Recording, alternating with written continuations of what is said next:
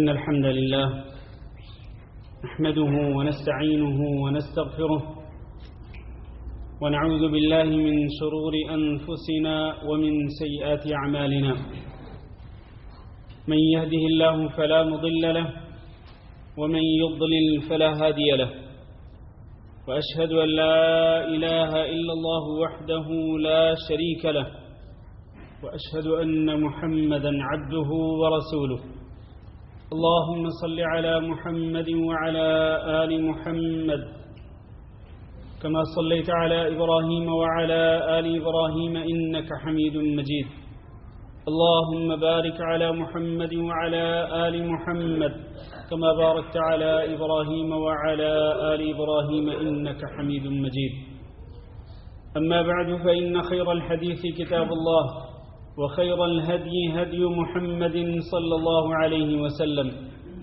وشر الأمور محدثاتها وكل محدثة بدعة وكل بدعة ضلالة وكل ضلالة في النار أعوذ بالله من الشيطان الرجيم يا أيها الذين آمنوا اتقوا الله حق تقاته ولا تموتن إلا وأنتم مسلمون يا أيها الناس اتقوا ربكم الذي خلقكم من نفس واحدة وخلق منها زوجها وبث منهما رجالا كثيرا ونساء واتقوا الله الذي تساءلون به والأرحام إن الله كان عليكم رقيبا يا أيها الذين آمنوا اتقوا الله وقولوا قولا سديدا يصلح لكم أعمالكم ويغفر لكم ذنوبكم ومن يطع الله ورسوله فقد فاز فوزا عظيما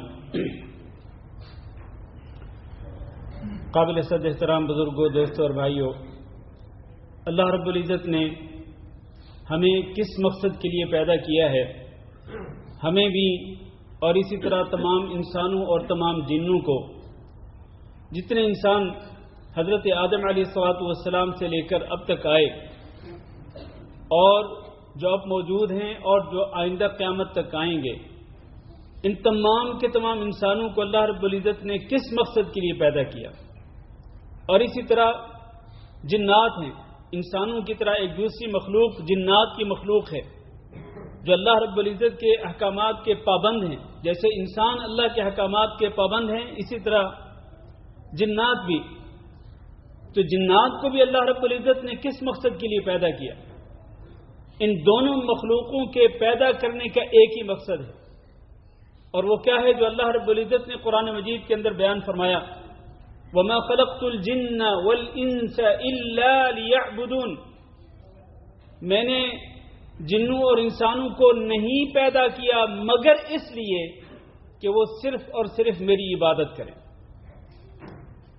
یہ جو انداز ہے اللہ رب العزت کا، وَمَا خَلَقْتُ الْجِنَّ وَالْإِنسَ إِلَّا، میں نے نہیں پیدا کیا جنوں کو اور انسانوں کو مگر اس لیے کہ وہ میری عبادت کریں۔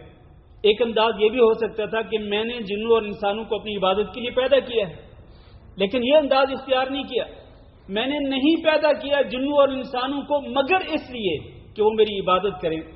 اس کا مطلب یہ ہے کہ یہی اصل میں مقصد خلقت ہے، انسانوں اور جنوں کی پیدائش کا بس ایک ہی مقصد ہے، اس کے سوا کوئی مقصد نہیں کہ وہ کیا کریں، اکیلے اللہ رب العزت کی عبادت کریں۔ لیکن میرے بھائیو ذرا سوچو، یہ جو مقصد خلقت ہے، مقصد حیات، کیا یہ دین کا علم حاصل کیے بغیر پورا ہو سکتا ہے؟ ہرگز پورا نہیں ہو سکتا ہے۔ یوں سمجھیں کہ اگر ہم نے اس مقصد کو پورا کرنا ہے جس کے لیے ہمیں پیدا کیا ہے، اللہ رب العزت نے اس مقصد کو حاصل کرنا ہے، تو اس مقصد کو حاصل کرنے کے لیے ایک دوسری چیز جو ضروری ہے وہ ہے دین کا علم حاصل کرنا۔ دین کا علم حاصل کیے بغیر اور دین کو سمجھے بغیر آپ اپنا مقصد حیات پا ہی نہیں سکتے، ناممکن ہے، یہ امپاسبل ہے۔ یہ اس لیے اس کی اہمیت کو سمجھیں کہ اگر ہمیں اپنا مقصد حیات پانا ہے تو اس کے ساتھ ہمیں دین کا علم جو ہے وہ حاصل کرنا پڑے گا، اس کے بغیر کوئی چارہ نہیں ہے۔ اللہ رب العزت نے قرآن مجید کے اندر علم والوں کا یعنی دین کا علم رکھنے والوں کا بڑا مقام ذکر کیا ہے کہ ان کا مقام و مرتبہ بہت ہی بلند ہے. اللہ تعالیٰ نے فرمایا شہید اللہ انہ لا الہ الا ہو والملائکہ واولو العلم قائما بالقسط. اللہ رب العزت نے گواہی دی کہ اللہ کے سوا کوئی معبود برحق نہیں، اور اسی طرح فرشتوں نے بھی گواہی دی کہ اللہ کے سوا کوئی عبادت کے لائق نہیں، اور اسی طرح علم والوں نے بھی گواہی دی.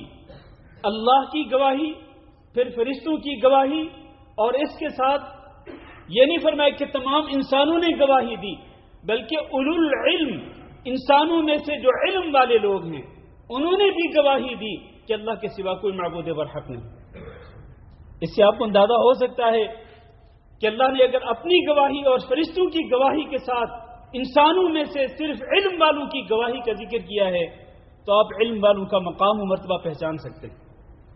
دوسری جگہ پہ اللہ رب العزت نے ارشاد فرمایا وقال الذين اوتوا العلم والایمان لقد لبثتم في كتاب الله، کہ علم والوں نے کہا اور ایمان والوں نے کہا. پہلے کس چیز کا ذکر ہے؟ وقال الذين اوتوا العلم والایمان، العلم والایمان. ان دونوں میں سے پہلی کون سی چیز ہے؟ علم ہے. ایمان بعد میں ہے، علم پہلے ہے. علم والوں نے اور ایمان والوں نے کہا. اس سے ثابت ہوتا ہے کہ علم کی اہمیت ایمان سے بھی زیادہ ہے. اس کی وجہ کیا ہے؟ وجہ یہ ہے کہ علم ہوگا تو ایمان کا پتہ چلے گا کہ ایمان کی حقیقت کیا ہے اور ایمان کے ارکان کیا ہیں. آج اگر کسی کالج اور یونیورسٹی کے اسٹوڈنٹ سے پوچھیں، میں سب کی بات نہیں کر رہا، لیکن عام طور پر جن گھروں کے اندر دین کے علم کی کوئی اہمیت نہیں ہوتی، کوئی ضرورت محسوس نہیں کی جاتی، ان گھروں کے بچے جو ابھی پرائمری کلاس کے نہیں، مڈل اور ہائی کلاس کی، ان کی بات ہی کر رہا. کالج اور یونیورسٹی کے جو اسٹوڈنٹ ہیں اور ان کا تعلق ان گھروں کے ساتھ ہے کہ جن گھروں کے اندر دین کی کوئی پہچان نہیں، آپ اگر ان سے پوچھیں گے کہ ایمان کے ارکان کیا ہیں اور کتنے ہیں، نہیں بتا پائیں گے آپ کو. میں پوری گارنٹی کے ساتھ آپ کو کہہ رہا ہوں. جبکہ یہاں اللہ تعالیٰ نے کس کا ذکر پہلے کیا؟ قال الذین اوتوا العلم والایمان. اور بھائی علم ہوگا تو ایمان کے ارکان کا پتہ چلے گا کہ ایمان کے ارکان کتنے ہیں اور ہر رکن کی حقیقت کیا ہے. ایمان کو پہچاننے کے لیے بھی اور ایمان کی حقیقت کو پانے کے لیے بھی اور ایمان کو اپنے سینوں میں بٹھانے کے لیے بھی آپ کو دین کا علم حاصل کرنا ضروری ہے. اس کے بغیر ایمان مکمل نہیں ہو سکتا میرے عزیز بھائیو. اسی لیے اللہ تعالیٰ نے قرآن مجید کے اندر فرمایا قل هل يستوي الذين يعلمون والذين لا يعلمون. آپ ذرا پوچھئے ان سے کہ کیا وہ برابر ہیں جو جانتے ہیں اور جو نہیں جانتے ہیں؟ یعنی اس کا جواب یہ ہے کہ دونوں ہرگز برابر نہیں ہو سکتے. جو دین کا علم رکھتے ہیں اور جو دین کا علم نہیں رکھتے، یہ دونوں برابر نہیں ہو سکتے. زمین و آسمان کا فرق. یہ تو تھوڑی سی میں نے اہمیت آپ کے سامنے ذکر کی کہ دین کا علم حاصل کرنے کی اہمیت کیا ہے. آئیے ذرا اس کے کچھ فوائد اور اس کے کچھ فضائل بھی سن لیں. ایک شخص مدینہ منورہ سے چلتا ہے اور وہ کہاں پر پہنچتا ہے؟ دمشق میں پہنچتا ہے. مدینہ منورہ اور دمشق کے درمیان 40 دنوں کی مسافت تھی. ان دنوں کے اندر کہ جب لوگ گدھوں پر، خچروں پر، گھوڑوں پر، اونٹوں پر سواری کرتے تھے یا پھر پیدل سفر کرتے تھے. 40 دن کا سفر طے کر کے دمشق میں پہنچتا ہے.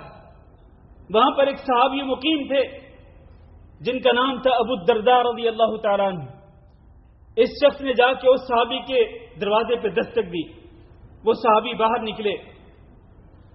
کہا کہاں سے آئے ہو؟ کہا مدینہ منورہ سے آیا ہوں. کہا ما اقدمک، کس کام کے لیے آئے ہو؟ کہا میں صرف اور صرف ایک حدیث جس کے بارے میں یہ مجھے پتا چلا تھا کہ وہ حدیث آپ رسول اکرم صلی اللہ علیہ وسلم سے بیان کرتے ہیں، مجھے یہ پتا چلا کہ وہ حدیث آج صرف آپ کے پاس ہے. روئے زمین پر کوئی اور صحابی موجود نہیں رہا کہ جس نے وہ حدیث نبی صلی اللہ علیہ وسلم سے براہ راست سنی. مجھے پتا چلا کہ آپ نے وہ حدیث نبی صلی اللہ علیہ وسلم سے براہ راست سنی تھی. میں بس اسی حدیث کو سننے کے لیے آیا. کہا اما جئت لحاجۃ، پوچھا کسی اور کام کے لیے نہیں آئے؟ کہا نہیں. اما قدمت لتجارۃ، کہا کوئی تجارتی پرپز، کوئی بزنس، کوئی کاروباری کوئی وجہ تو نہیں تھی، کوئی مقصد تو نہیں تھا؟ کہا نہیں، کوئی ایسا مقصد نہیں تھا. ما جئت الا لطلب الحدیث، میں صرف اور صرف نبی کریم صلی اللہ علیہ وسلم کی وہی حدیث آپ سے سننے کے لیے آیا. تو پھر انہوں نے اس شخص کو سب سے پہلے دین کا علم حاصل کرنے کے متعلق جو نبی صلی اللہ علیہ وسلم کی حدیث تھی وہ حدیث سنائی. یعنی اس کی حوصلہ افزائی کے لیے کہ تم ایک حدیث کو سننے کے لیے آئے ہو، پہلے وہ حدیث سن لو جو تمہاری فضیلت کے بارے میں ہے، پھر وہ حدیث سناؤں گا جو تم اسپیشلی خصوصی طور پر مجھ سے سننے کے لیے آئے ہو. تو اس طالب علم کی جو کہ مدینہ منورہ سے چلا تھا، دمشق میں پہنچا، 40 دن کا سفر کر کے صرف ایک حدیث کو سننے کے لیے، اس طالب علم کو داد دیجیے. اور پھر اس طالب علم کے بارے میں جو نبی صلی اللہ علیہ وسلم نے فضائل ذکر کیے، ابو الدرداء رضی اللہ تعالی نے پہلے وہ فضائل ذکر کیے. اس صحابی، اس طالب علم کی، طالب حدیث کی حوصلہ افزائی کے لیے تو کہا میں نے نبی صلی اللہ علیہ وسلم سے یہ سنا. آپ صلی اللہ علیہ وسلم نے فرمایا من سلک طریقا یبتغی فیہ علما سلک اللہ بہ طریقا الی الجنہ، جو بندہ کوئی ایسا راستہ چل کے آتا ہے کہ جس کے ذریعے وہ صرف اور صرف دین کا علم حاصل کرنا چاہتا ہے، اس کا اور کوئی مقصد نہیں ہوتا، اور وہ بھی صرف اللہ رب العزت کی رضا کے لیے، نمود و نمائش کے لیے نہیں، تعریفیں سننے کے لیے نہیں، ڈگری حاصل کرنے کی خاطر نہیں، بلکہ صرف اور صرف اللہ کی رضا کی خاطر دین کا علم حاصل کرنے کے لیے وہ کسی راستے پہ چلتا ہے، سلک اللہ بہ طریقا الی الجنہ، اللہ رب العزت اس کو جنت کے راستے پہ گامزن کر دیتا ہے. یہ پہلی فضیلت اس طالب علم کی جو دین کا علم حاصل کرنے کے لیے اس طرح کوشش اور کاوش کرتا ہے. دوسری فضیلت وَإِنَّ الْمَلَائِكَةَ لَتَضَعُ أَجْنِحَتَهَا رِضَاءً لِطَالِبِ عِلْمٍ، کہ جو دین کے علم کا طالب ہوتا ہے اس کے اوپر اس کے اس عمل پہ خوشی کا اظہار کرنے کے لیے فرشتے بھی اس کے قدموں تلے اپنے پر بچھاتے ہیں. تیسری فضیلت کہ جس بندے کے پاس علم ہوتا ہے، اور اس سے مراد دنیاوی علم نہیں، اس سے مراد دین کا علم ہے، جس کے پاس دین کا علم ہوتا ہے اس کے لیے استغفار کرتی ہیں تمام کی تمام مخلوقات جو آسمانوں میں ہیں اور جو زمین میں ہیں، حتیٰ کہ پانی کے اندر چلنے والی تیرنے والی جو مچھلیاں ہیں وہ بھی، اور حتیٰ کہ بلوں کے اندر رہنے والی چیونٹیاں بھی اس بندے کے لیے استغفار کرتی ہیں، یعنی اس کے لیے بخشش کی دعا کرتی ہیں تمام کی تمام مخلوقات جس کے پاس دین کا علم ہوتا ہے. کتنی بڑی فضیلت ہے دین کا علم حاصل کرنے کی. اور چوتھی فضیلت یہ بیان فرمائی کہ علماء ہی اصل میں انبیاء کے وارث ہیں، کہ انبیاء جب فوت ہو جاتے ہیں تو اپنے پیچھے وہ دینار و درہم نہیں چھوڑ جاتے، بلکہ وہ صرف اور صرف علم چھوڑ کے جاتے ہیں.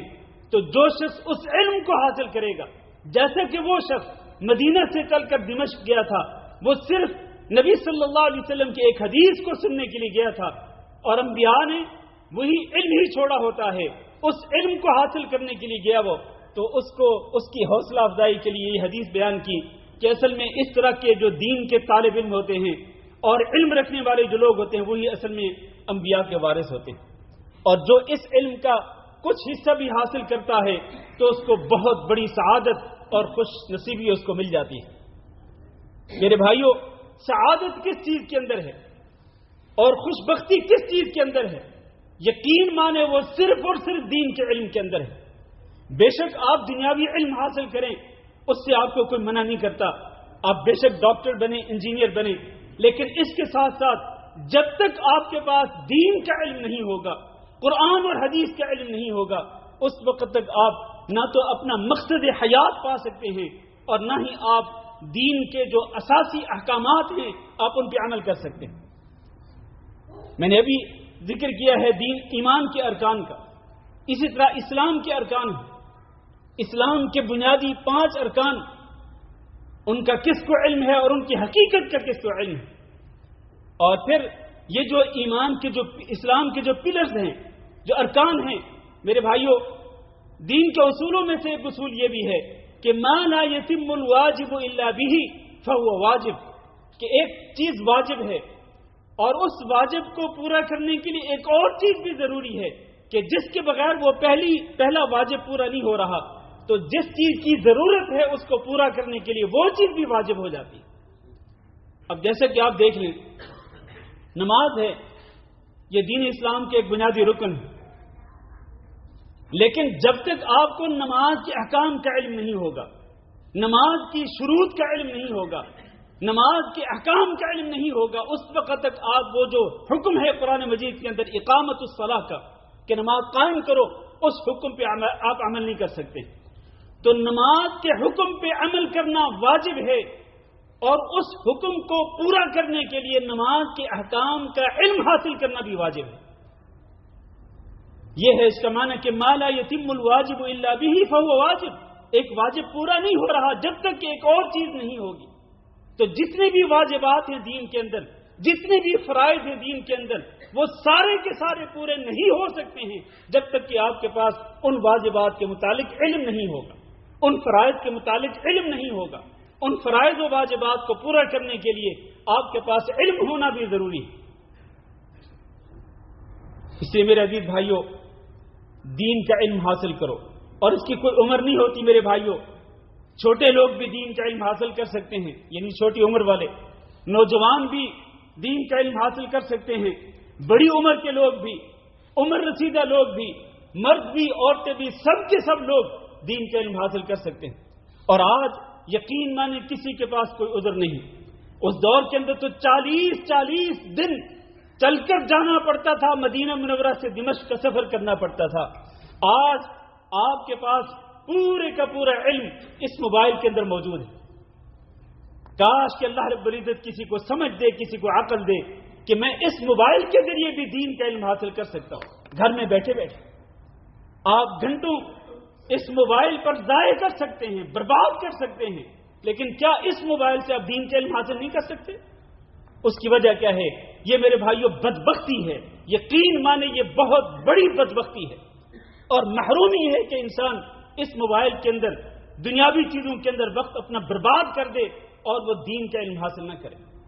آج سب کچھ موجود ہے اس موبائل کے اندر، کاش کہ کسی کے اندر تڑپ ہو، شوق ہو دین کا علم حاصل کرنے کے لیے۔ اور پھر آپ دیکھیں نبی کریم صلی اللہ علیہ وسلم نے دین کے علم کی فضیلت جو بیان فرمایا کہ من جاء فی مسجدی ھذا لم یأتہ الا لخیر یتعلمہ او یعلمہ، جو بندہ میری مسجد کے اندر آتا ہے، اور اس سے مراد کسی بھی مسجد کے اندر وہ جاتا ہے اور وہ صرف دین کا علم حاصل کرنے کے لیے، سیکھنے کے لیے یا وہ سکھلانے کے لیے جاتا ہے، فهو فی منزلۃ المجاہد فی سبیل اللہ۔ اللہ اکبر۔ جو دین کا علم سیکھنے اور سکھانے کے لیے اللہ کے کسی بھی گھر کے اندر جاتا ہے، وہ مجاہد فی سبیل اللہ، یعنی اللہ رب العزت کے راستے میں جہاد کرنے والے کے برابر ہے۔ بمنزلۃ المجاہد فی سبیل اللہ، ایک طرف وہ جو کہ اللہ کے راستے میں جہاد کر رہا ہے، اور ایک طرف وہ جو کہ اللہ کے گھروں میں سے کسی بھی گھر کے اندر دین کا علم سیکھنے یا سکھانے کے لیے جاتا ہے، یہ دونوں برابر ہیں۔ بمنزلۃ المجاہد فی سبیل اللہ، اور یہ بہت بڑا جہاد ہے اس دور کے اندر بھی، قرآن اور حدیث کا علم حاصل کرنا۔ اللہ رب العزت نے قرآن مجید کے اندر یہ ارشاد فرمایا کہ من یؤت الحکمت یؤت الحکمت من یشاء ومن یؤت الحکمت فقد اوتی خیرا کثیرا۔ اللہ تعالیٰ جس کو چاہتا ہے حکمت عطا کرتا ہے، اور جس کو حکمت دے دی جاتی ہے اس کو خیر کثیر عطا کر دی جاتی ہے، بہت زیادہ خیر عطا کر دی جاتی ہے۔ اہل علم یہ کہتے ہیں کہ یہاں حکمت سے مراد علم ہے، دین کا علم جس کو دے دیا جاتا ہے اس کو خیر کثیر عطا کر دی جاتی ہے۔ من یرید اللہ بہ خیرا یفقہہ فی الدین، جس کے ساتھ اللہ تعالیٰ خیر کا ارادہ فرماتا ہے تو اللہ تعالیٰ اس کو دین کی سمجھ عطا کرتا ہے۔ آج ذرا ہم اپنے گریبان میں جھانک کے دیکھیں کہ ہم میں سے ہر ایک کے پاس دین کی سمجھ کتنی ہے، کتنے ہم دین کے احکامات کو جانتے ہیں۔ احکامات کو ایک طرف رکھیے، جو اساسیات ہیں، بنیادی جو چیزیں ہیں دین کے اندر، ان میں سے سب سے پہلے عقیدہ ہے۔ ہم نے کس حد تک اپنے رب کو پہچانا ہے، رب کی جو توحید ربوبیت ہے، توحید الوہیت ہے، توحید اسماء و صفات ہے، ہم نے اس کو کس حد تک پہچانا ہے؟ ہمارے رب کے احکامات کیا ہیں کہ جن پہ عمل کرنا ہے؟ ہمارے رب نے کن کن باتوں سے منع کیا کہ جن سے ہم نے پرہیز کرنا ہے؟ دوسرے نمبر پہ ہم اپنے نبی صلی اللہ علیہ وسلم کی طرف آئیں جن کے ساتھ ہم محبت کا دعویٰ کرتے ہیں. اور میرے بھائیو، اپنی محبتوں کا جائزہ لو ذرا اپنے گریبانوں میں جھانک کر کہ ہم نے اس نبی اور رسول کو کتنا پہچانا ہے، کتنی سیرت ہم نے اس کی پڑھی ہے، کتنا ہم نے اسٹڈی کیا اس نبی کو، اس کی زندگی کو، اور ہم نے اس کے کتنے احکامات کو جانا کہ جن پہ عمل کرنا ضروری ہے، اور کتنی نواہی کو جانا، کتنی محرمات کو جانا جن سے ہمارے نبی نے منع کیا اور ان سے ہم نے بچنا ہے. کتنا علم ہے ہمیں. پھر دعوے کرتے ہیں محبتوں کا، اور پھر اسی طرح سے آپ دین کے باقی احکامات کی طرف آ جائیں. عبادات ہوں، ارکان ایمان ہوں، نماز روزہ حج اور زکوٰۃ کے مسائل ہوں، خرید و فروخت کے مسائل ہوں، اور اسی طرح حقوق، والدین کے حقوق کیا ہیں، اولاد کے حقوق کیا ہیں، باقی اللہ کے بندوں کے حقوق کیا ہیں. کتنا علم ہے ہمارے اندر. ہم ذرا جائزہ تو لیں. میرے بھائیوں، میں کیوں جھنجھوڑ رہا ہوں میں اپنے آپ کو بھی اور آپ حضرات کو بھی؟ اس لیے کہ ہم ذرا فیصلہ کر لیں کہ وہ خیر کثیر کہ جس کو عطا کر دی جاتی ہے وہ کیا ہے؟ وہ علم ہے، دین کا علم. تو وہ خیر کثیر جو ہے وہ ہمارے اندر کتنی، اور دین کی سمجھ ہم نے کتنی حاصل کی. اللہ تعالیٰ سے دعا کرتے ہیں کہ اللہ رب العزت ہم سب کو دین کا علم حاصل کرنے کی توفیق دے. نبی صلی اللہ علیہ وسلم کے ایک ارشاد گرامی، اس کو سنیں اور پھر یہ خطبہ ختم کرتا ہوں. آپ نے ارشاد فرمایا، الا ان الدنیا ملعونہ، خبردار پوری کی پوری دنیا ملعون ہے. یعنی دنیا اور دنیاوی خزائن، دنیا کے خزانے سارے کے سارے ملعون ہیں. ملعون کا معنی کیا ہے؟ اللہ کی رحمت سے دور کر دی گئی ہے پوری دنیا اور دنیا کی تمام چیزیں، دھتکار دی گئی یہ ساری چیزیں اللہ کی رحمت سے دور کر دی گئی ہیں. ملعون ما فیہا، دنیا کے اندر جو کچھ بھی ہے وہ بھی ملعون ہے. الا ذکر اللہ وما والا، صرف اور صرف 4 چیزیں ہیں جو اللہ کی لعنت سے بچی ہوئی ہیں. ایک تو اللہ کا ذکر، دوسرا وما والا، جس عمل کے اندر بھی اللہ کا ذکر ہوگا وہ بھی اللہ کی لعنت سے بچا ہوا ہے. جس چیز کے اندر بھی اللہ کا ذکر آئے گا وہ چیز اللہ کی لعنت سے بچی ہوئی ہے. آپ اندازہ کر لیں کہ ہماری روزانہ کی روٹین کے اندر کتنے اعمال ہیں کہ جن کے اندر اللہ کا ذکر نہیں آتا. جن چیزوں کے اندر اللہ کا ذکر آئے گا وہ چیزیں اللہ کی لعنت سے، اللہ کی پھٹکار سے بچی ہوئی ہیں. لیکن باقی تمام کی تمام چیزیں جن میں بھی اللہ کا ذکر نہیں آتا، اللہ کے ذکر سے ان کا کوئی تعلق نہیں، تو وہ اللہ کی طرف سے پھٹکار دی گئی ہیں، ان کو اللہ نے اپنی رحمت سے دور کر دیا ہوا ہے. یہ دوسری چیز. تیسری چیز، او عالم و متعلم، جو علم رکھنے والا ہے اور جو علم سیکھنے والا ہے. جس کے بعد دین کا علم ہوگا وہ بھی اللہ کی لعنت سے بچا ہوا، اور جو دین کا علم سیکھ رہا ہے وہ بھی اللہ کی پھٹکار سے بچا ہوا. میرے بھائیوں، اگر ہم یہ جو 4 چیزیں ہیں ان میں اگر ایک جو کیٹیگری عالم کی ہے، اگر ہم عالم کی کیٹیگری میں نہیں آتے تو کم از کم ہم اپنے آپ کو متعلم کی کیٹیگری میں شامل کر سکتے ہیں یا نہیں؟ ہم یقیناً اپنے آپ کو دین کا علم سیکھنے والوں اور حاصل کرنے والوں کی کیٹیگری میں اپنے آپ کو شامل کر سکتے ہیں، اور یوں ہم اللہ رب العزت کی پھٹکار سے اور اللہ رب العزت کی لعنت سے بچ سکتے ہیں. اللہ تعالیٰ سے دعا ہے کہ اللہ رب العزت ہمیں اپنی رحمتیں نصیب فرمائے. واستغفر اللہ لی ولکم ولسائر المسلمین فاستغفروہ انہ هو الغفور الرحیم.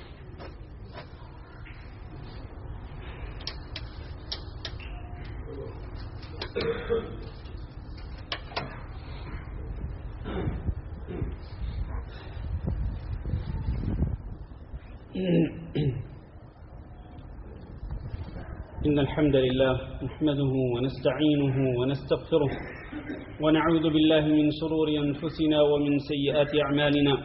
من يهده الله فلا مضل له ومن يضلل فلا هادي له.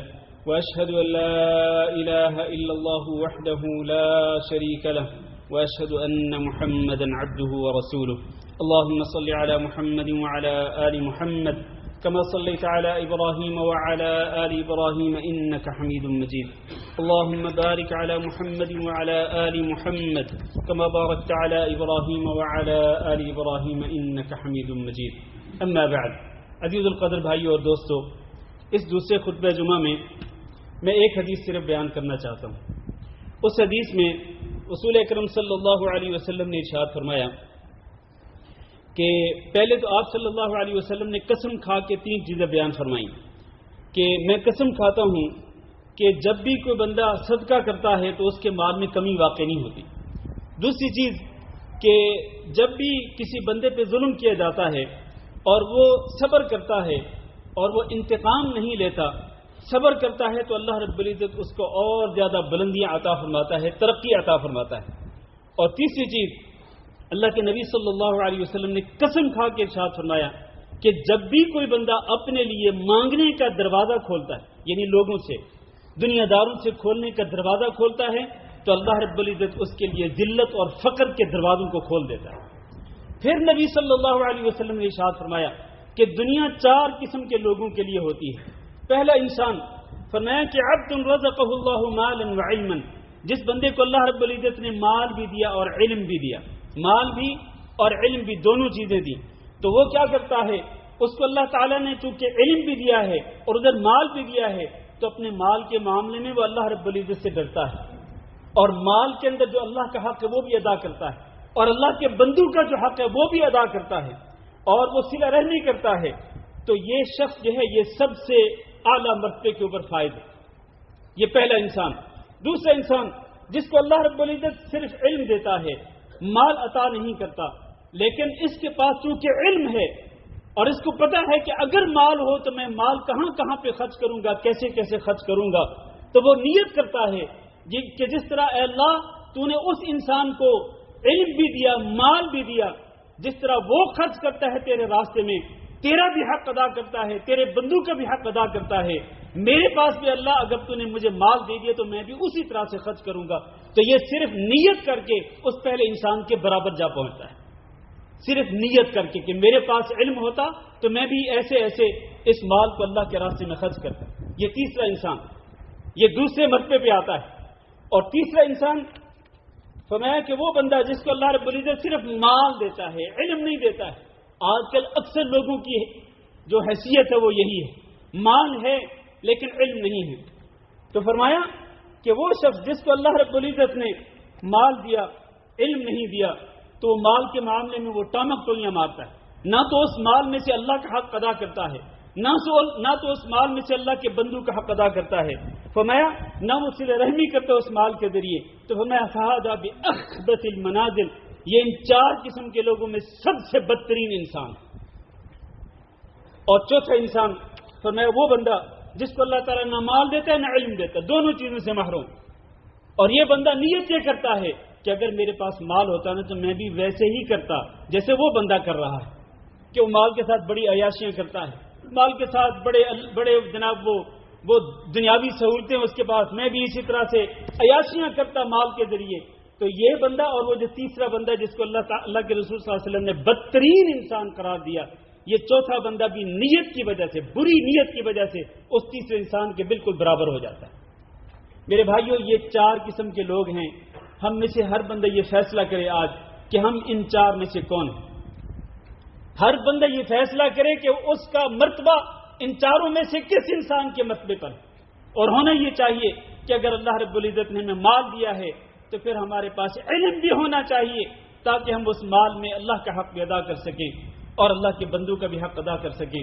میرے بھائیو، علم، دین کا علم جو ہے وہ صرف اور صرف قرآن اور حدیث کے علم کا نام ہے، اور اللہ کے فضل سے ہم بھی ایک ہلکی سی چھوٹی سی کاوش کرتے ہیں دین کا علم سیکھنے اور سکھلانے کے لیے۔ ہر جمعہ کو مغرب اور عشاء کے بعد مسجد احمد المہدی سالمیہ میں درس حدیث بھی ہوتا ہے، درس تفسیر بھی ہوتا ہے، جس کے لیے ہر جمعہ کو آپ کو ایک ریمائنڈر دیا جاتا ہے۔ تو آپ سے گزارش ہے اس طرح جہاں جہاں بھی جس اللہ کے گھر کے اندر دین کا علم پھیلانے کے حلقات قائم ہیں، آپ ان حلقات میں جا کے ضرور بیٹھا کریں۔ میرے بھائیوں، جب آپ کسی بھی دین کے علم کے حلقے میں جا کے بیٹھیں گے، فرشتے آپ کو گھیر لیں گے، رب کی رحمت آپ کو ڈھانپ لے گی اور پھر آپ پر سکینت نازل ہوگی दुनियावी परेशानियों का खात्मा होगा और अल्लाह रब्बुल इज्जत अपने अर्श पर, उसके अर्श पर जो फरिश्ते मौजूद हैं, अल्लाह उन फरिश्तों के सामने दीन के तालिब इल्मों का जिक्र करके उन पे फख्र करता है।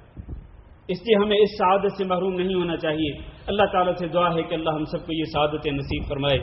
अल्लाहुम्मा अइज़्ज़िल इस्लाम वल मुस्लिमीन व अज़िल्ल शिर्क वल मुशरिकीन। अल्लाहुम्मा अइज़्ज़िल इस्लाम वल मुस्लिमीन व अज़िल्ल शिर्क वल मुशरिकीन। अल्लाहुम्मा इग़फिर लना व लिल मुअमिनीन वल मुअमिनात व लिल मुस्लिमीन वल मुस्लिमात अल अहयाइ मिनहुम वल अमवात। اللهم إنا نسألك العفو والعافية والمعافاة الدائمة في الدنيا والآخرة. اللهم إنا نسألك رضاك والجنة ونعوذ بك من سخطك والنار. اللهم فرج هم المهمومين ونفس كرب المكروبين وقض الدين عن المدينين واشف مرضانا ومرضى المسلمين. اللهم آمنا في أوطاننا واجعل هذا البلد آمنا مطمئنا وسائر بلاد المسلمين. عباد الله، إن الله يأمر بالعدل والإحسان وإيتاء ذي القربى وينهى عن الفحشاء والمنكر والبغي يعظكم لعلكم تذكرون. سبحان ربك رب العزة عما يصفون وسلام على المرسلين والحمد لله رب العالمين.